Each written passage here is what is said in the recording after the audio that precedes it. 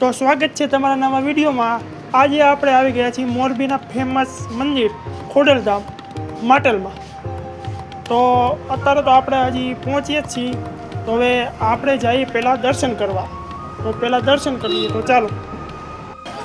તો અહીંયા ઉપર દર્શન કરવા જતાં આપણે ઘણી બધી દુકાનો પણ દેખાય છે। તો અહીંયા રમકડાની દુકાન પણ છે, ઘણી ચૂંદડીની દુકાન પણ છે, અહીંયા ઘણા બધા રમકડા પણ જડે છે। તો આપણે પહેલાં દર્શન કરવા જઈએ, બાકીનું હું તમને પછી બતાવું। તો ચાલો।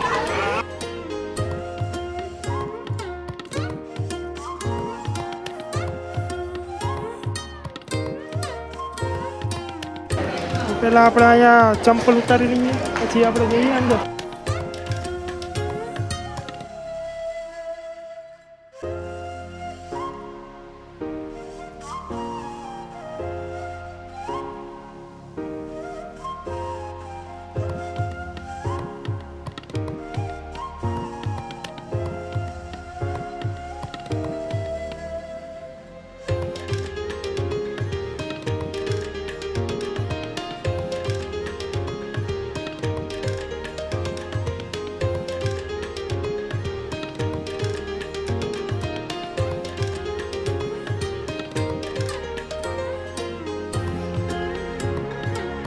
તો અહીંયા ભક્તો માટે ભોજન પ્રસાદની પણ વ્યવસ્થા છે, તો આપણે ભોજન પ્રસાદ લેવા જઈએ।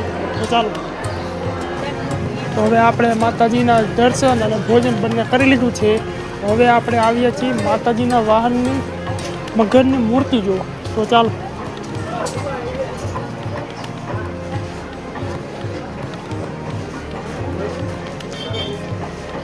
આ છે માતાજીના વાહન મગરની મૂર્તિ।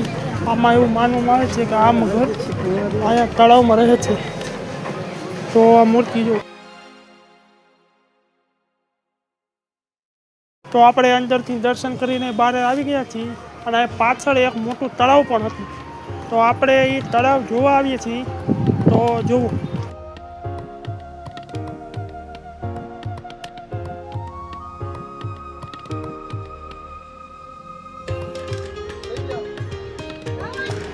અહીંયા રહેતા લોકોને આ તળાવ વિશે ઘણી માન્યતાઓ પણ છે, જેમાંથી એમ કહેવામાં આવે છે કે અહીંયા જે ખોડલ માતા છે તેનું વાહન મગર તે અહીંયા રહે છે। એમ અહીંયા મગરની સાથે સાથે અન્ય જળચર પ્રાણી પણ રહે છે, જેમ કે કાચબા, માછલી, તેની સાથે સાથે અહીંયા ઘણા પક્ષીઓ પણ ઉડે છે।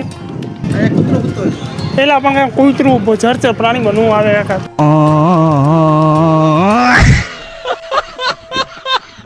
રેવા દીધી।